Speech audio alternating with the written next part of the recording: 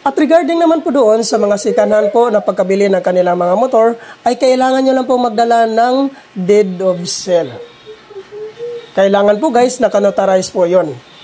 At tungkol naman po doon sa mga hindi pa po nakapangalan sa inyo yung mga motor, ay kailangan nyo lang pong gumawa ng authorization letter.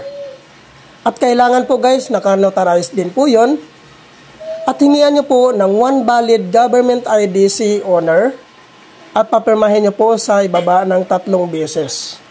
So, yan po lahat ang mga requirements po guys na kailangan nyo i-prepare before po tayo pumunta sa Move It Training Facility po sa Marikina City. Huwag nyo na po itong palalagpasin guys ang pagkakataon na ito guys, no? Dahil limited slot lang po ito guys. 400 applicants lang po ang tinatanggap po dito. Ang opening time po dito guys, sa Sabado po, 8 AM in the morning. Pero po guys, mas maganda po na agahan nyo pong pumunta dahil po napakarami pong sumasali nito sa karaban na ito. So, kaya po guys, huwag nyo na pong palalagpasin ang pagkakataon na ito. Dahil po kung ikaw po ay non-professional holders pa lang po, no? So, pagkakataon nyo na po itong ma-upgrade po ang inyong mga lisensya.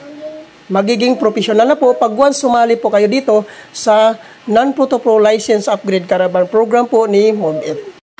At ang kagandahan po dito guys, pag once ma-activate po kayo dito,